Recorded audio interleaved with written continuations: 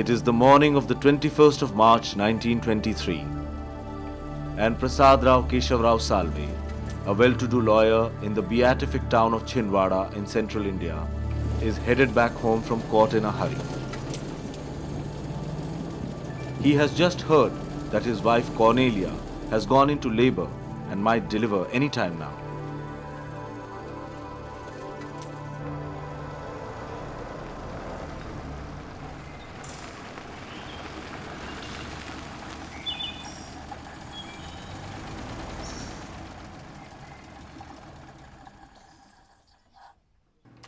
As was the norm in those days, children were mostly delivered at home under the ministration of midwives.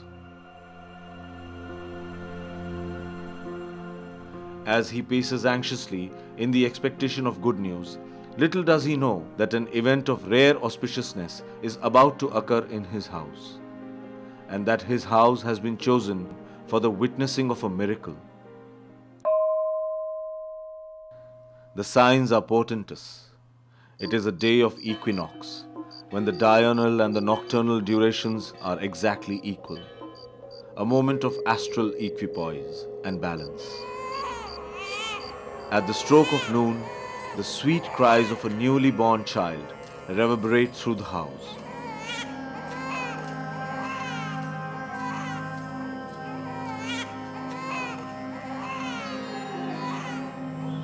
The miracle has taken place. Nirmala Salve is born. Into the arms of a joyous and delighted father is given a child who will be an agent of supreme divinity in this world, an incarnation of all the great spirits that have inhabited the earth from time to time, an incarnation of Adi Shakti, the primal causative force that governs the universe, an incarnation of every form of Godhead known to man.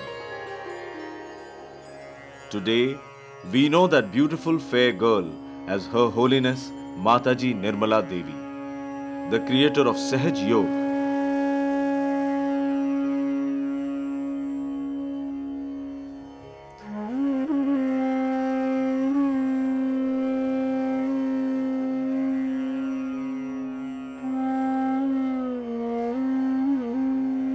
The story of her life is a story of unending miracles. Miracles brought about by the amazing power of her divinity and unending love.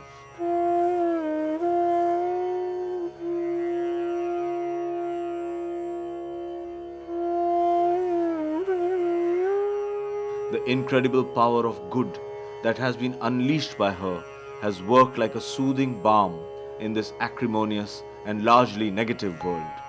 And today, we are able to enjoy the fruit of her labor and have a path laid out for us to unlock our own potential and ascend towards the final spiritual epiphany through the path of Sahaj Yoga.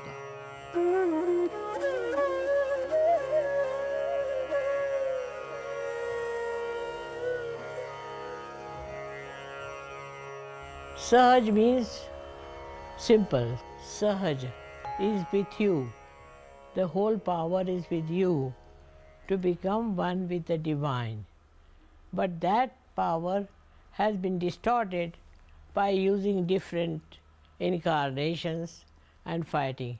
For example, Hindus fighting Muslims, see Christians fighting non-Christians, all sorts of things.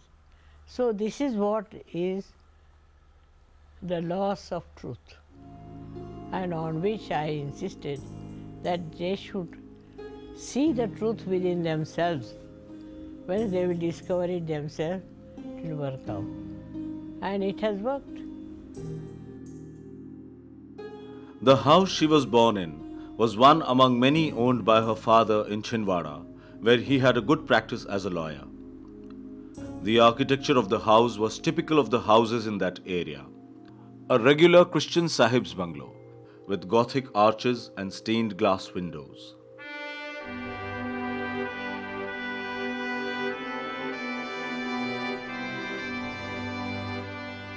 P.K. Salve was on good terms with the British establishment and had been conferred the title of Rao Sahib for his services as a recruiting officer in the First World War.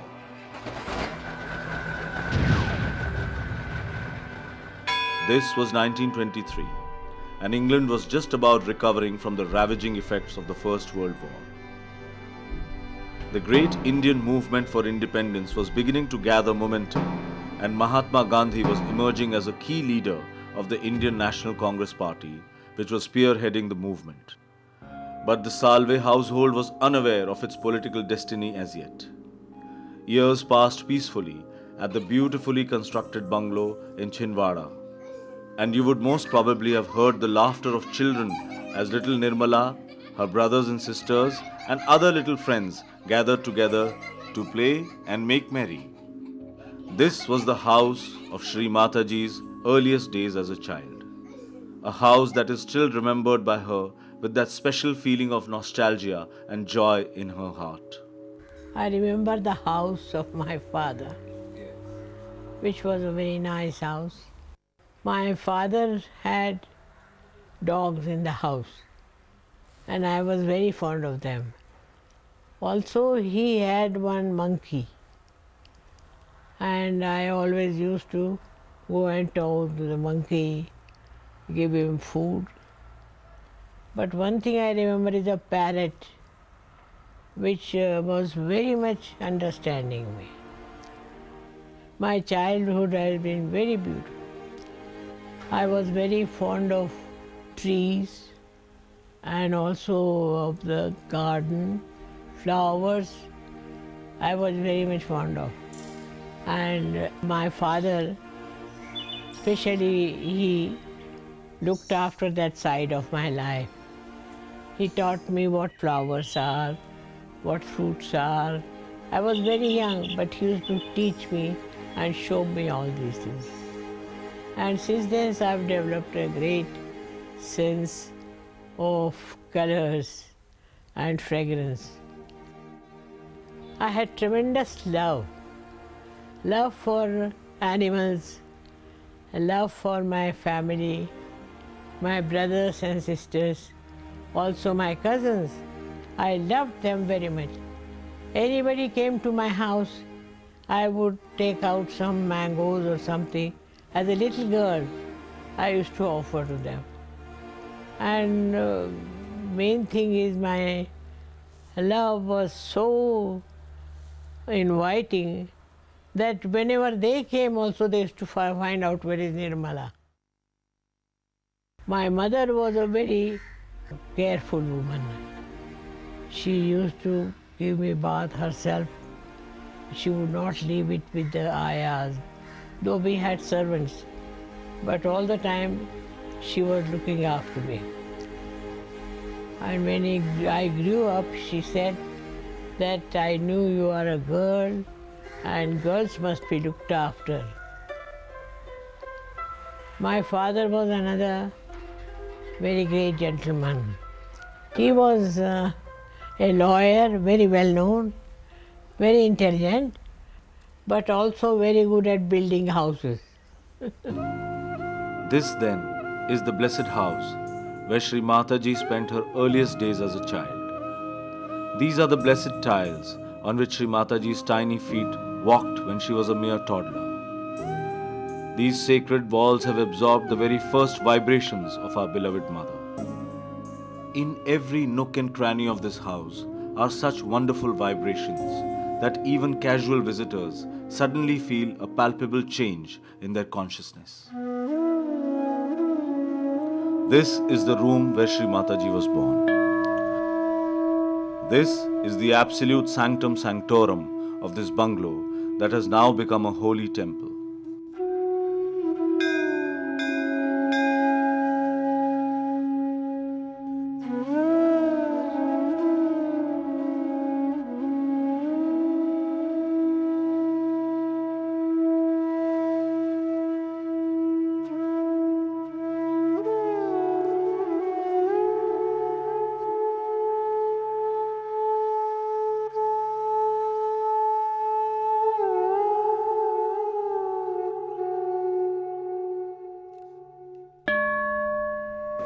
When they come to this holy house, they feel the presence of Mother in every corner of this house.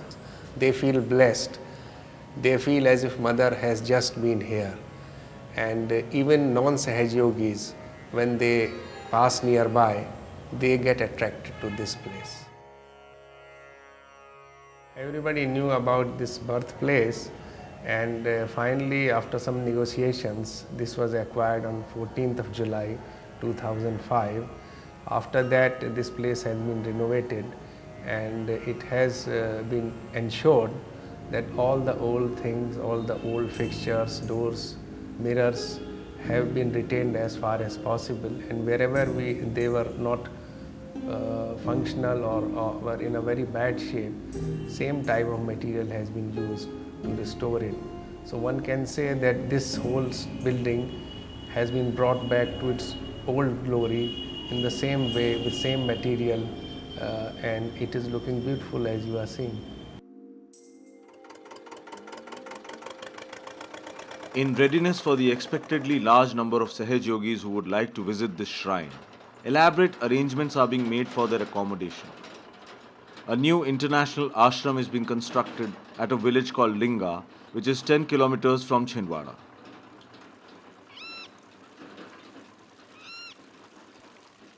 It is a beautiful site with green hills all around and a check dam which adds to its charm.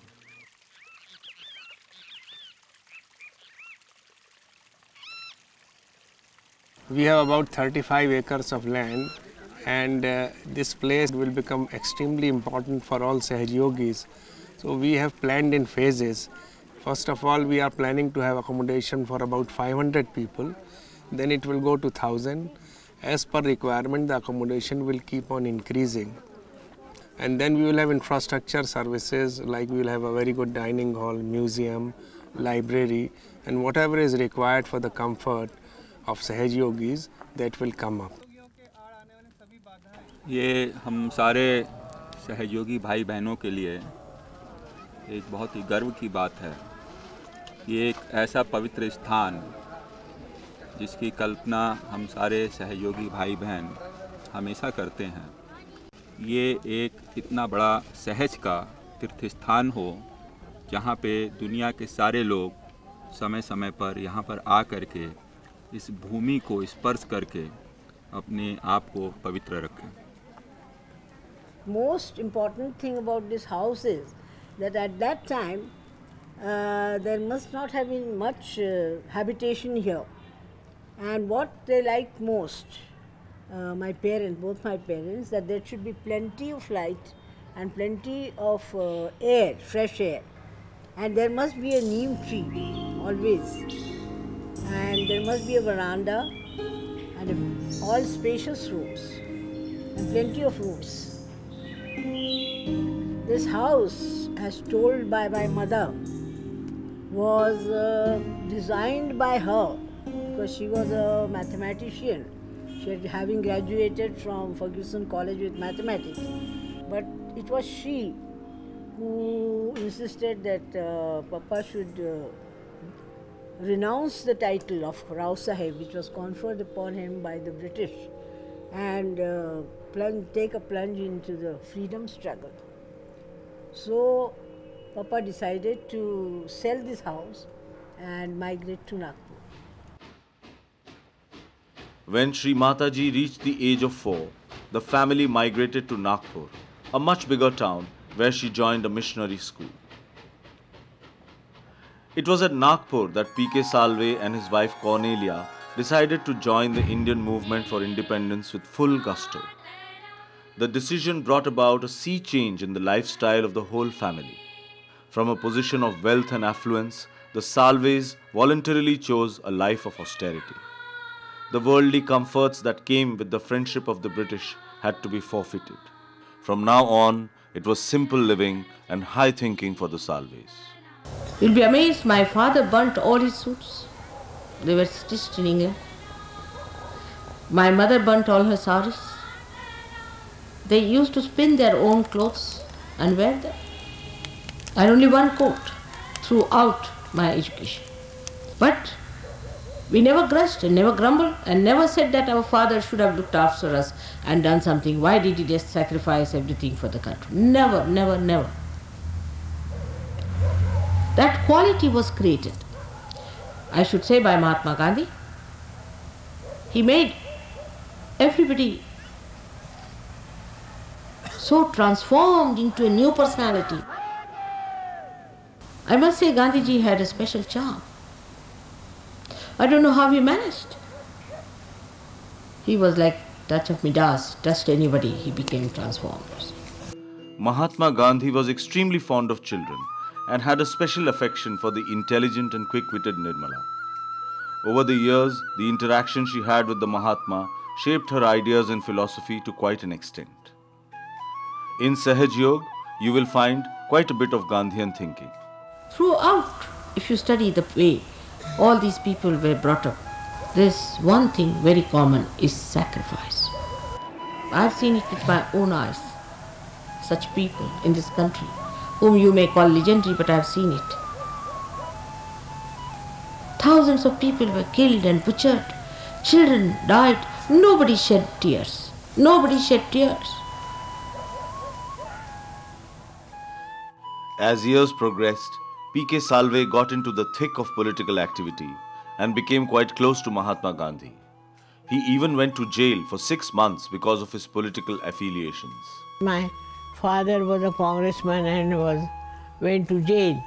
I joined a school here later on when I was 5 years of age. It's called as St. Ursula School. I was in that school, but they were missionaries.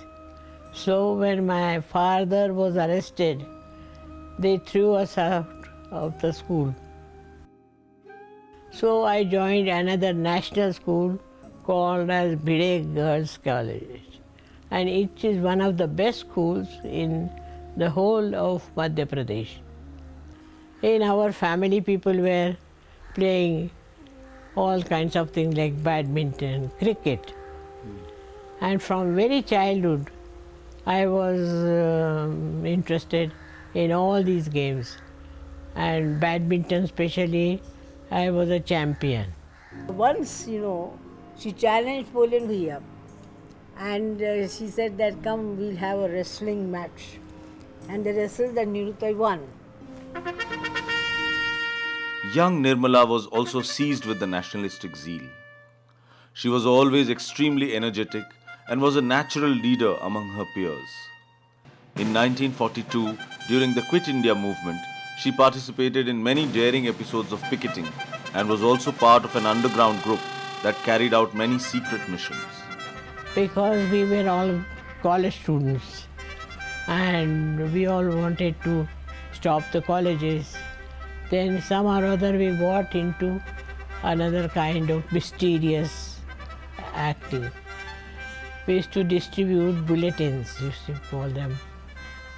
to call them bullets, and spread disorder among students. That time students were very alert that we should have our independence, we should be a free country, and people were not so dishonest that they are now. After that I joined Science College because I wanted to do medicine. But Science College, we had a strike and I became the leader of the students. So they asked me to get out of the college. So I had to leave the college. Then I went to Lucknow to study in Isabella Thuban College. That's also another missionary. But from there I did my inter-science. And then I did my medicine from Lahore. In the year 1947, P.K. Salve was a member of the Central Legislative Assembly at Delhi, while Nirmala was studying in her 4th year of medicine at Lahore. It was at this juncture that a tall young man was introduced into the Salve household. His name was Chandrika Prasad Srivastava. Chandrika Prasad Srivastava was a college friend of Nirmala's older brother, Narendra Kumar Salve. He was temporarily working for the Ministry of Commerce in Delhi and needed a place to stay for a few days.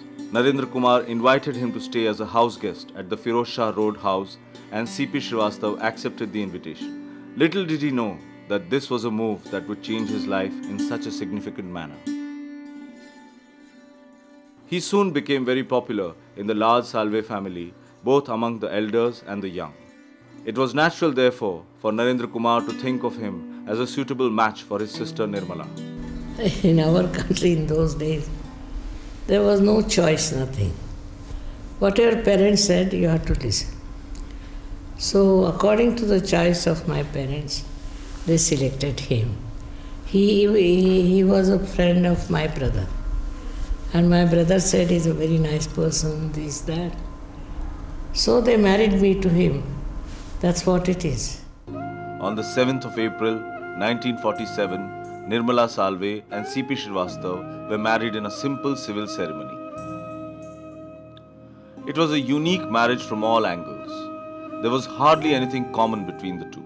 Now, this was a situation of a very remarkable kind.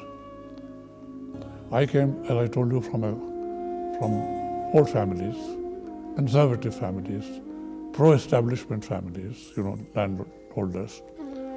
And here was a family fighting the British, totally on the other side.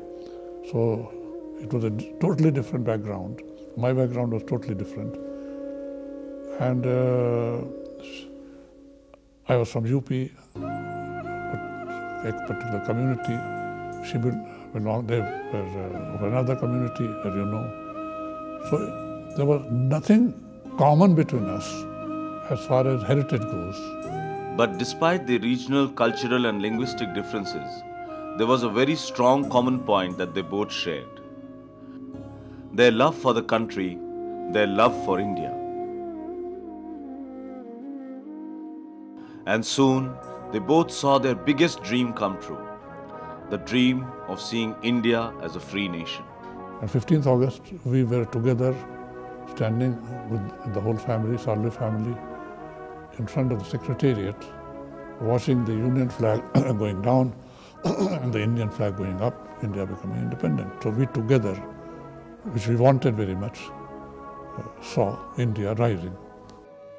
In the early years of her marriage, Nirmala Salve lived like a normal housewife with her extraordinary husband. They soon had two lovely daughters, Kalpana and Sadhna, and Nirmala's life was woven around their upbringing and education. Wherever he went as an officer of the prestigious Indian Administrative Service, Mr. C.P. Srivastava distinguished himself with his extreme efficiency, honesty and academic brilliance. Shri Mataji was right beside C.P. Srivastava in all the ups and downs of his high office. She was no silent housewife. In fact, she took active interest in the affairs of the state and was part of many a discussion which eventually shaped the national policy. The Tashkent Agreement was a high point in the diplomatic life of Mr. C.P. Srivastava. However, the untimely death of the Prime Minister, while still at Tashkent, was like a bolt from the blue and was a huge loss to the nation. For Mr. C.P. Srivastava and his family, it was a great personal loss. Soon afterwards, Mr. C.P. Srivastava was made the chairman and managing director of the Shipping Corporation of India, and the whole family shifted to Bombay. Here too, he excelled beyond all expectations and was lauded universally for making SCI the largest public sector company in India in the shortest possible time. In the meanwhile, Shri Mataji was readying herself for a much larger role in the world. Both her daughters were more or less settled in life, and she was now in a position to give more time to her deepest interest, spirituality. Until now, she had been an excellent wife and a loving mother, but it was time to fulfill her true destiny. It was time to become the loving mother to the whole world. From my childhood, I have been a spiritual person, very major. I read all the Gitas and other saints and all these. In India, in Marathi, we have great saints. I read them also. But I was surprised they were not telling the truth. The truth that we all can get self-realization, that we have got that power within us. And this is what made me take up spirituality. The deep questions of the universe and the self had been gnawing in her heart for a long time. On the 5th of May 1970, on a lonely beach of Nargol, about 150 kilometers from Mumbai, all of a sudden, she had an incredible moment of self-realization. And in that moment of immense clarity, she saw a vision of the indescribable ultimate. From then on, she knew she had come upon this earth for a very special purpose, to share with humanity the glimpse of the beautiful truth that she had personally experienced, and also to tell them that it was within their powers to ascend to that fragrant, rarefied realm themselves. I started going to different people supposed to be preaching about spirituality, talking about spirituality. But what I found, they themselves were not spiritual. Very greedy, trying to want everything, running after women. I said, what sort of things these are? If they are like this, what are they going to teach me? So I gave up hopes. Then I started searching myself, within myself. Then one day, in a forest I was, with lots of people who were seeking. And I went near the big talab ko kya kehte? To the sea. And there I was sitting. And suddenly a light came into me. And I saw it clearly that I am a satisfied soul. I don't need anything. I don't want anything. And that is the time when I saw a few things happening.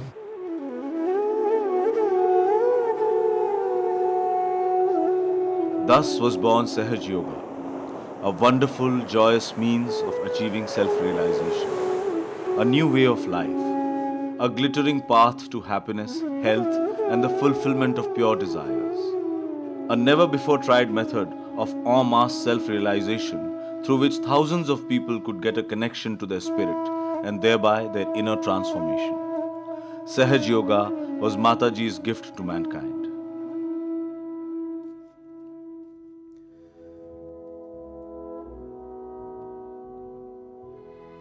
In 1974, Mr. C.P. Srivastava was elected as the Secretary General of the International Maritime Organization in London. This appointment was a peaking achievement in an already glorious career, and it proved fortuitous for the movement of Sahaj Yoga, because in London, Sahaj Yoga found an international platform.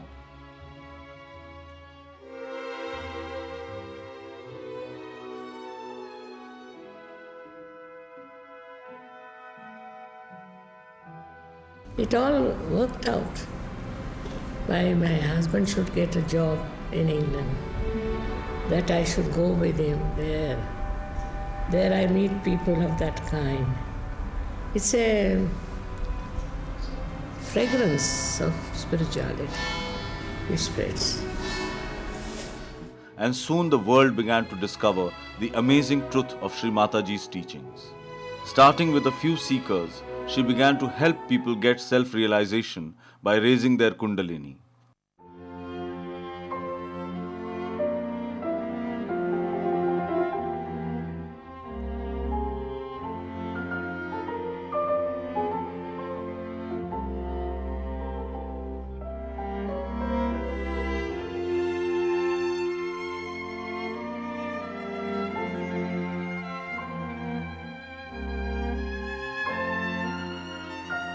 Kundalini is the subtle primordial energy that exists within all human beings and which upon rising has the ability of giving you complete self-knowledge. The manifestation of self-knowledge could be felt as a cool breeze over one's head or on one's palms. With such immediate, palpable and verifiable effects of Sri Mataji's spiritual power, the popularity and success of Sahaj Yoga was a foregone conclusion. Today, Sahaj Yoga is spread across 80 countries. It bars no one from entering its fold and charges no money for its activities. It does not require you to change your beliefs or creeds, but to assimilate and practice the values of Sahaj Yoga while continuing to follow your own religion. She has traveled to almost every part of the world and addressed humongous gatherings there. Mataji has on occasion given self-realization to as many as 100,000 people at one time.